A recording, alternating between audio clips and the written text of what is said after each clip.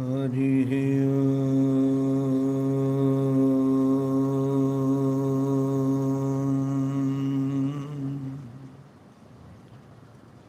जन्माद्यस्य यतोऽन्वयादितरतश्चार्थे स्वविज्ञस्वराट् तेने ब्रह्महृदाययादिकवये मुह्यन्ति यत्सूरयः तेजो वारिमृदां यथा विनिमयो यत्र त्रिसर्गो मृषा धाम्ना स्वेन सदा निरस्तकुहकं सत्यं परं धीमहि पूर्णानन्ददया दृशा रसदया सस्वत्प्रसादोदया ब्रह्मज्ञानविनोदया जनमनो मोदाय नियखेदया विश्वप्रेम विकासहासमुदया त्रैलोक्यसम्पद्दया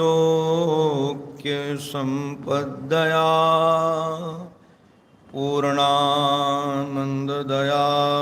मदीयमनसे काञ्चित्कणां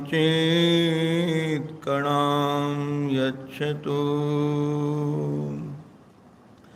ॐ नमः श्री परमहंसास्वादित चरणकमलचिन्मकरन्दाय भक्तजनमानसनिवासाय श्रीरामचन्द्राय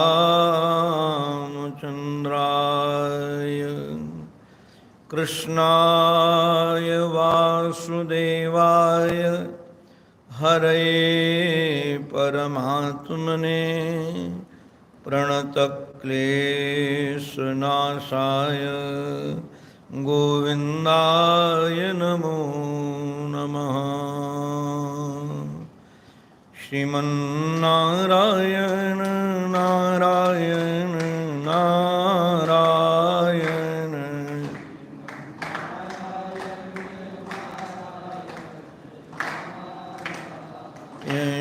श्रीमन्नारायण नारायण नारायण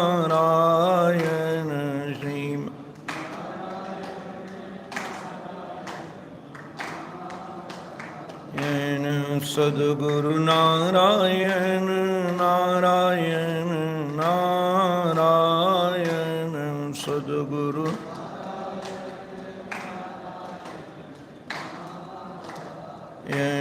सद्गुरु नारायण नारायण नारायण सद्गुरु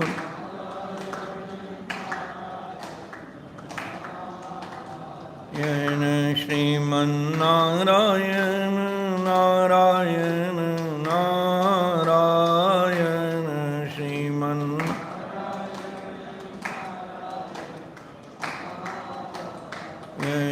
श्रीमन्नारायण नारायण नारायण श्रीमन्नारायण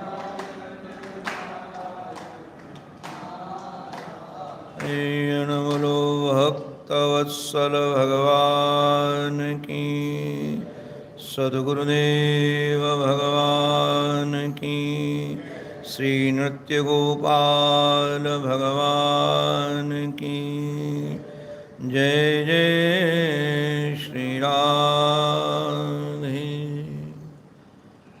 नमो महद्भ्यो सर्वेभ्यो नमो नमः। अशरण शरण अकारण करुण करुणा वरुणालय भगवान श्री कृष्ण एकांत शांत वातावरण में अपने प्रिय सखा श्री उद्धव जी महाराज को निमित्त बना करके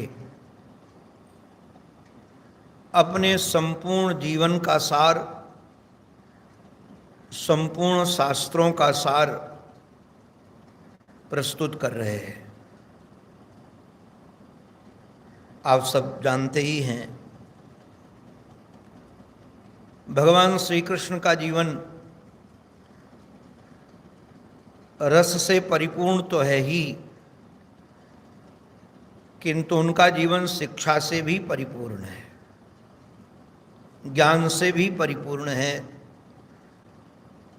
उनके जीवन में सत चित और आनंद तरंगायित होता रहता है।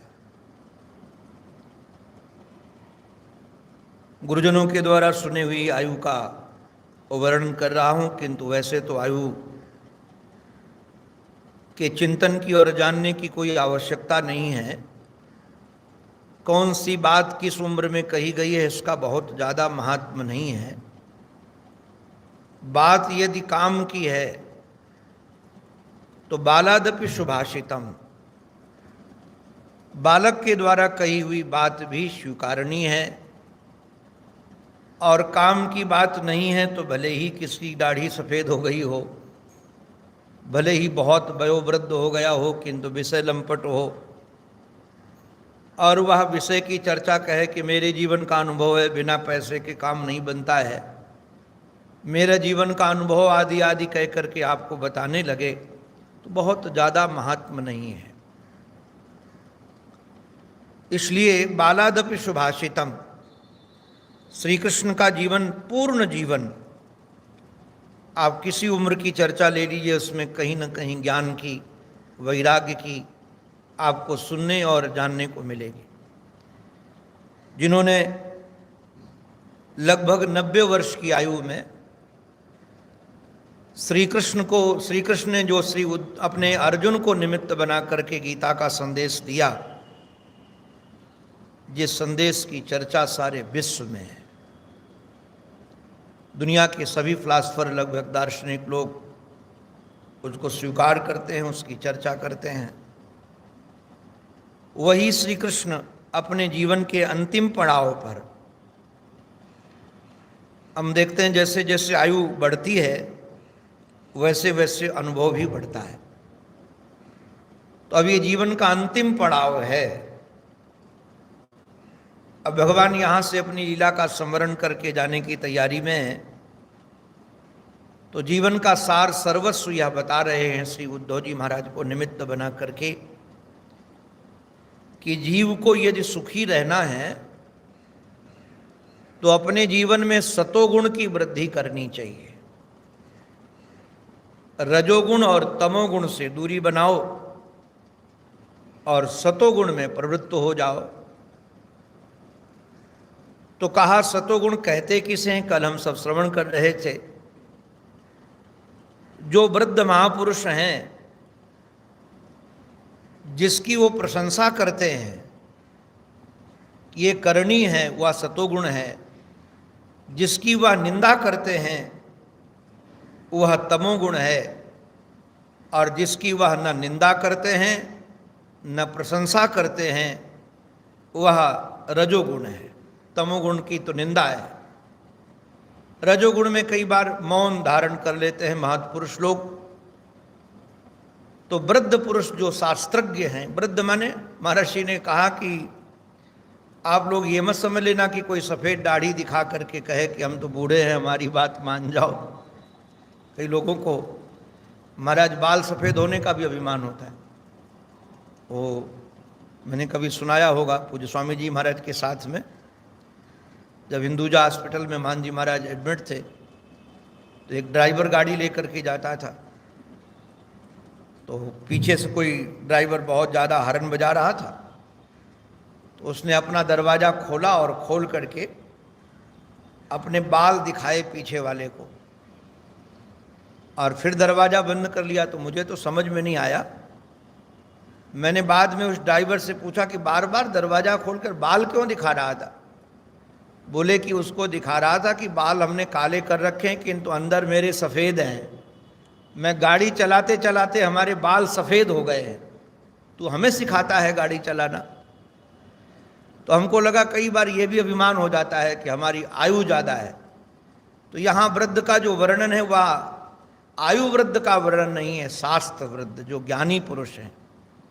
हमारे महापुरुष ने एक तो बहुत सुंदर, महर्षि ने तो इसको कहा कि कौन वृद्ध है जो एक में अनेक और अनेक में एक देखता है, जो विषमता में भी समता का दर्शन करता है, इसमें अल्प में भी अनंत का दर्शन होता है, जिसे वो ज्ञान वृद्ध है।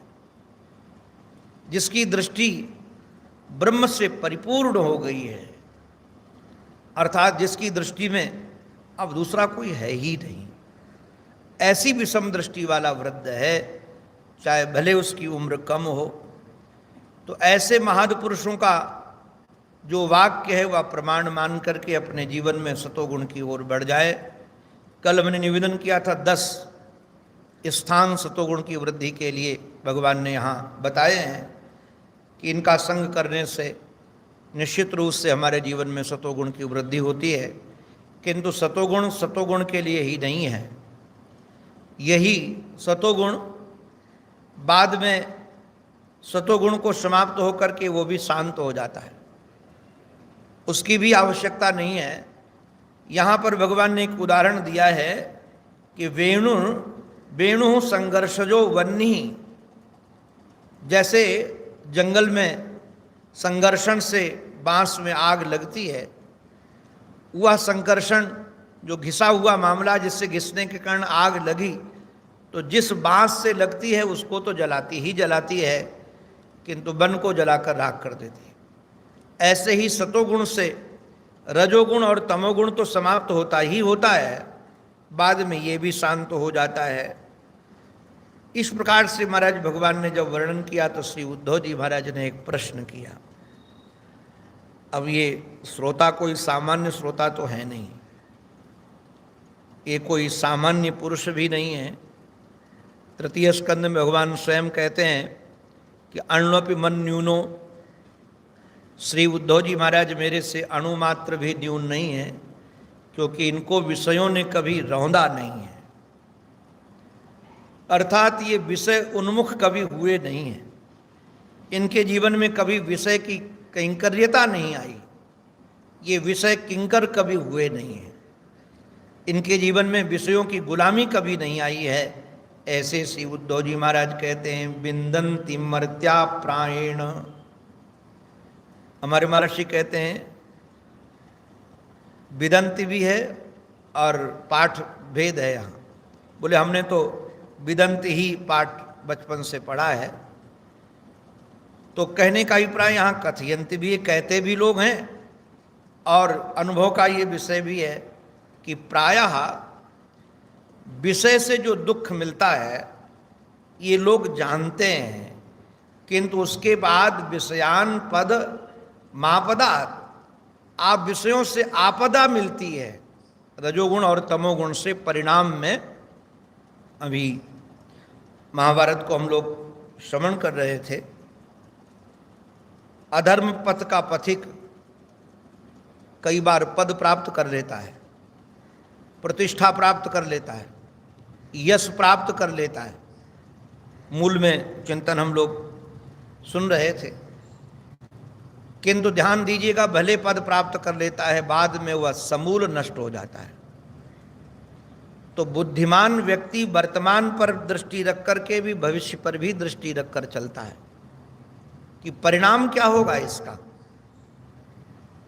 किंतु प्रायः यह देखा जाता है कि रजोगुण तमोगुण में लगे हुए लोग दुख प्राप्त करते हैं, अशांति प्राप्त करते हैं, किंतु तथापि भुंजते कृष्ण।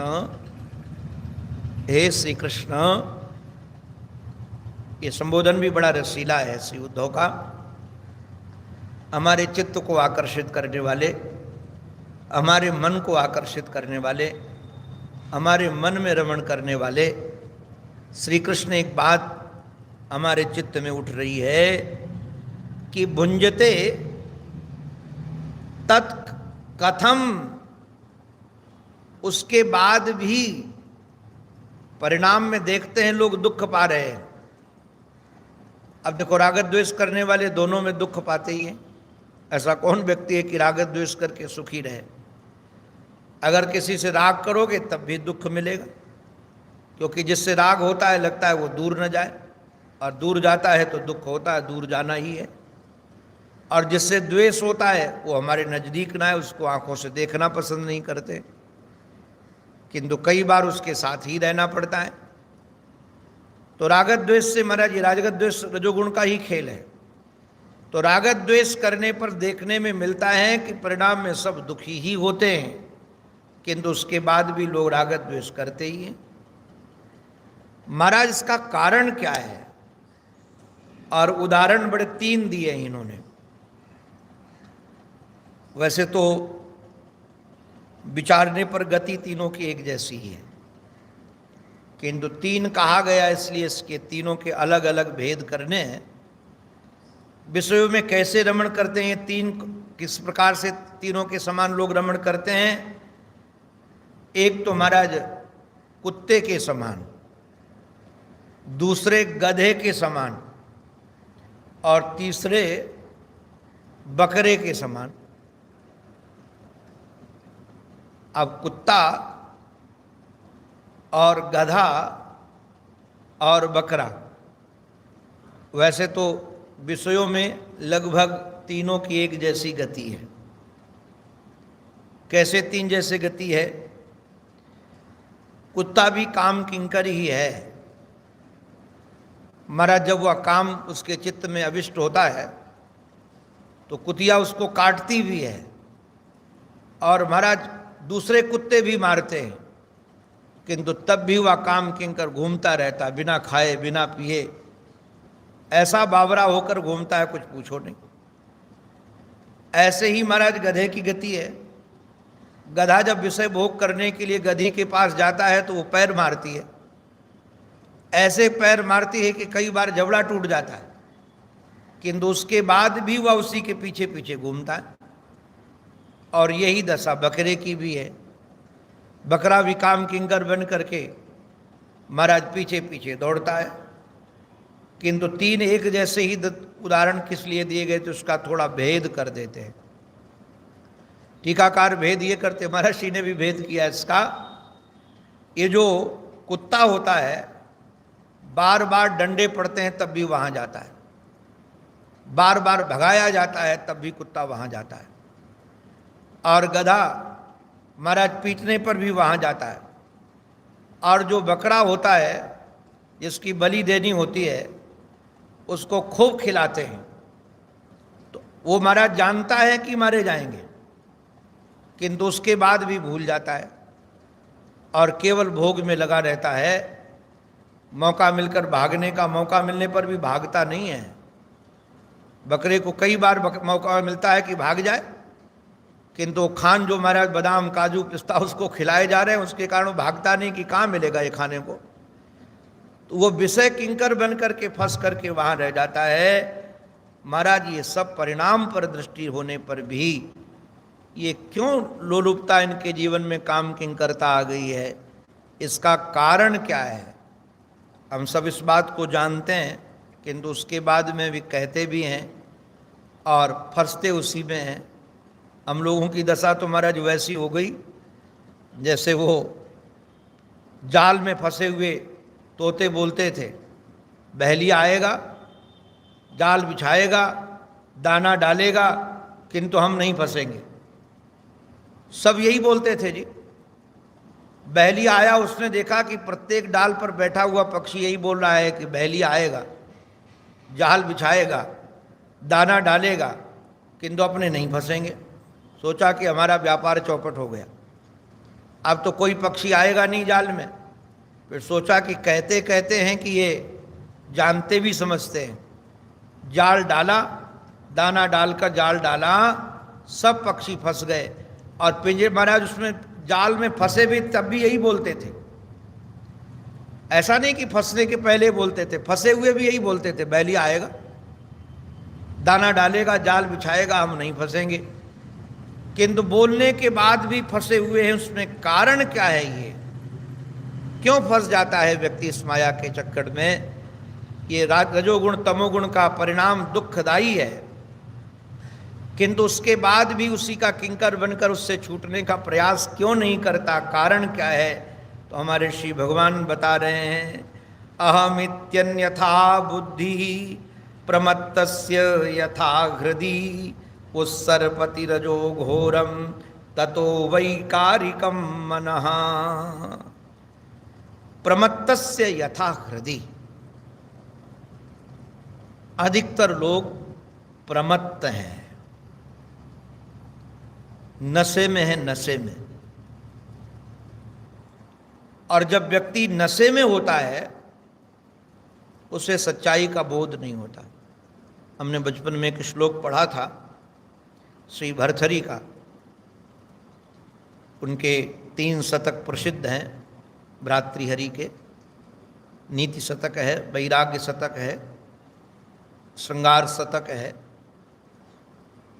ये वैराग्य शतक का श्लोक है, बहुत बचपन में इसको पढ़ा था। आदित्यस्य गता गतई रह रहो संक्षीयते जीवनम व्यापारस्य बहुकार भार गुरुभि कालोपि न ज्ञायते दृष्ट्वा जन्म जरा विपत्ति मरणम त्रासश्च नोत्पद्यते पीत्वा मोहमयी प्रमाद मदिराम उन्मत्त भूतम जगत। ये जगत एक मदिरा पीता है, ये मोह की मदिरा है, और उस मदिरा पीने के कारण ये उन्मत्त प्रमत्त हो रहा है। और उन्मत्त प्रमत्त हो करके नशे में होने के कारण, महाराज कौन ऐसा व्यक्ति है जो न जानता हो कि सूर्य उदित हो रहा है, सूर्य अस्ताचल को जा रहा है, इससे रोज हमारी आयु क्षीण हो रही है। एक एक क्षण हमारी यात्रा भी मृत्यु की ओर हो रही है। किंतु क्या कहा महाराज, काम धंधे इतने बढ़ गए कि मौका ही नहीं कुछ सोचने का। वो बंबई में एक उपनगर है, भिवंडी नाम है उसका, वहाँ पर कुछ मारवाड़ी व्यापारी हमसे प्रेम रखते हैं। राजस्थान में उनके गांव में हमने कथाएं की हैं, तो वो आशा करते हैं कि मैं बंबई आऊँ तो उनको सूचना दूँ, तो लगभग तो नहीं देता हूँ, संस्कार में नहीं है। एक बार मेरे को लगा कि कई बार से वो लोग कह रहे हैं कि सूचना दो सूचना दो, तो कम से कम सूचना दे देते हैं। तो सूचना दिया कि प्रेमपुरी में इस दिन से इस दिन तक हमारी कथा है, मौका मिले तो आना, हो तो आ जाना। तो वहाँ से जवाब आया कि महाराज मरने की फुर्सत नहीं है, आपको आश्रम के लिए कुछ आवश्यकता हो तो बता दो, वो हम भिजवा देंगे, किंतु हमको मरने की फुर्सत नहीं है। वो संस्कार थोड़े अलग ढंग के, बहुत बुरा लगा हमने कहा अच्छा है कि फ़ोन किसी को नहीं करता हूँ। ये सेठ लोग समझते होंगे फ़ोन इसलिए किया है कि इनको कुछ चाहिए। हमने कहा हमको कुछ चाहिए वो ये नहीं आपसे, वो तो बार बार कहते थे इसलिए हमने कह दिया तुम्हें कि आ जाओ। अब दोबारा परिणाम फ़ोन करने वाले भी नहीं हैं, उनको नहीं कहा मन में, उसके बाद कभी किया नहीं। तो मुझे बड़ा आश्चर्य लगा कि ये व्यक्ति कह रहा मरने की फुर्सत नहीं है। आप जरा विचार करो, मरने की फुर्सत निकालनी पड़ती है कि अब हमको मरना है, चलो फुर्सत निकाल लो। वो तो अपने आप जिस समय मौत आ जाएगी उस समय फुर्सत हो ना हो, वो तो लेकर कहा इतनी व्यस्तता क्यों हुई। हमको तो महाराज कई बार लगता है लोग कैसे जीवन व्यतीत कर लेते हैं सत्संग के अभाव में और गुरुजनों की सन्निधि के बगैर, कैसे जीवन बीत जाता है। आप जरा कभी विचार करो कि इतनी व्यस्तता की अपनी मृत्यु का स्मरण न रहे। सूर्य उदित होना अस्ताचल को जाना, ये रोज सूचना दे रहा है। हमारे आसपास के लोग रोज जा रहे हैं। अभी कोरोना काल में तो इतने चले गए, कुछ पूछो ही नहीं। किंतु इन सब जाने वाले अपने मोह के कारण होता है। अच्छा, उन्होंने मास्क नहीं लगाया होगा इसलिए चले गए, अपने तो मास्क लगाएंगे। उन्होंने अपना वो नहीं लगाया था, इंजेक्शन नहीं लगाया था, हमारे तो 2-2 लग गए हैं। अरे 2-2 लग जाए या 4-4 लग जाए, मास्क 4 लगा लेना। किंतु मृत्यु कभी रुकने वाली नहीं है। सावधानी का विरोध नहीं है, सावधानी रखनी चाहिए। किंतु अरे छोटी छोटी व्यक्तियों को सावधान रखते हैं हम, किंतु बड़ी सावधानी जो हमको शरीर भगवत प्राप्ति के लिए मिला है, उससे बड़े प्रमाद और क्या हो सकता है। ये छोटा छोटा प्रमाद तो ठीक है, वो सबसे बड़ा प्रमाद है जिससे उधर से हमारा मुख मुड़ गया है। तो ये कह रहे हैं कि प्रमत्त होने के कारण प्रमत्तस्य, उसका परिणाम क्या हुआ, अहम इति महाराज अन्यथा बुद्धि, अन्यथा बुद्धि हो गई हमारी आपकी। आप कहेंगे अन्यथा बुद्धि क्या है? अन्यथा बुद्धि ये है कि हम शरीर नहीं है, शरीरी हैं। अरे हमारे पूज्य स्वामी हंसानी महाराज तो कहते थे, कोई कार में बैठने वाला व्यक्ति क्या कभी कार बनता है? कभी कोई कार में बैठने वाला व्यक्ति ये नहीं कहता कि मैं कार हूं, मैं कार हूं, मैं कार हूं। यदि कार में बैठने वाला व्यक्ति कार नहीं बन सकता है, कपड़ा पहने, गोविंद की भाषा में यदि ध्यान दें, गोपाल की भाषा में अपने, तो ये एक शरीर कपड़ा है।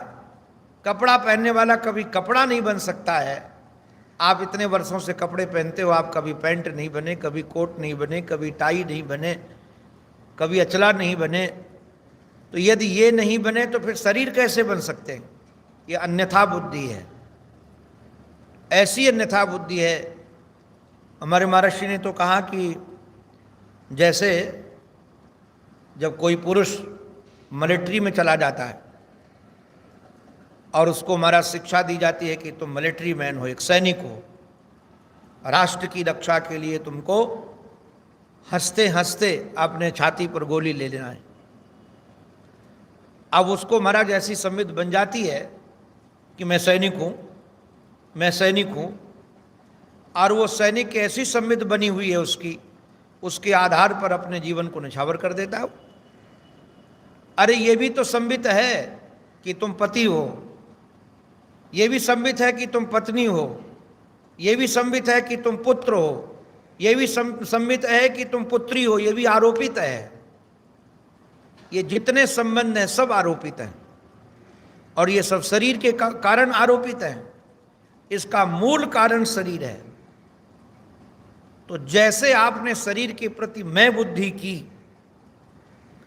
ये मैं बुद्धि होते ही, ये जब तक हमारा शरीर से मैं बुद्धि नहीं हटेगी तब तक ये रजोगुण की प्रवृत्ति हटेगी नहीं। ये जो रजोगुण, उस सरपति रजो घोरम ततो वैकारिकम मना, ये फिर महाराज उस सरपति उधर ही भागेगा रजोगुण की ओर। जब तक शरीर में अहंता है कि ये शरीर मैं हूं, तब तक ये मन राम अपने महाराज उधर ही भागेंगे घोर रजोगुण की ओर। वैसे तो ये जो मन है आपका, ये सतोगुण से द्वारा है। आप कभी पढ़ेंगे विचार चंद्रोदय, विचार सागर आदि में, इसका हिंदी के ग्रंथों में, संस्कृत के ग्रंथों में भी, हिंदी के ग्रंथों में, कौन इंद्री का कौन देवता है और कौन सी इंद्री कैसे बनी है। तो जब मन का सृजन का आप पढ़ेंगे कि मन का प्रादुर्भाव किस गुण से हुआ है, तो ये सतोगुण प्रधान है मन। अब सतोगुण प्रधान होने के बाद भी महाराज उस सरपति रजो घोरम ततो वैकारिकम मना, किंतु जो है तो सतोगुण प्रधान, किंतु यह रजोगुण की ओर भाग रहा है। इसका कारण क्या है? वैकारिक मन होने का कारण क्या है? उसका कारण एक ही है कि शरीर के प्रति मैं बुद्धि हो गई। ये अन्यथा बुद्धि है नारायण, ये अन्यथा बुद्धि है। यदि हम विचार करें, गुरुजनों से सुनते हैं, अभी हम लोग सुनेंगे कल भगवान श्री कृष्ण बता रहे हैं कि धीर व्यक्ति का भी कई बार मन रजोगुण तमोगुण की ओर, विषयों की ओर भाग जाता है, किंतु भागने के बाद भी वह लोग विषयों की अनित्यता का चिंतन करने के कारण उसमें रमते नहीं हैं, उनसे उनका वैराग्य बना रहता है। और यदि अनित्यता का भाव बनेगा तो वैराग्य नहीं बनेगा। भगवान ने इस प्रकार से महाराज श्री उद्धव जी महाराज को ये दिशा दी है। वैसे तो ये हंसोपाख्यान की ओर हम लोग बढ़ रहे हैं, यहीं से हंसोपाख्यान की कल चर्चा हम लोग सुनेंगे कि कैसे भगवान हंस बन करके सनकादियों को अपना शिष्य बना करके ये दिव्य ज्ञान दे रहे हैं, क्योंकि सनकादि भगवान के शिष्य हैं। जब हमारे श्री कृष्ण कहते हैं कि अपने शिष्यों को, सनकादियों को, तो बोले कि आपने उनको चेला कब बनाया, कैसे बनाया, तो जो उसका वर्णन किया गया है उसकी चर्चा हम क्रमशः करेंगे। अंत में अपने आराध्य के पावन चरणों में हमारी यही प्रार्थना, हमारी मति, हमारी रति, हमारी गति एकमात्र आराध्य के चरणों में बनी रहे। इसी प्रार्थना के साथ ये उनकी वाणी उन्हीं के पावन पवित्र चरणारविंदों में समर्पित। बोलो भक्तवत्सल भगवान की जय, सद्गुरुदेव भगवान की जय, श्री वृंदावन बिहारी लाल की जय।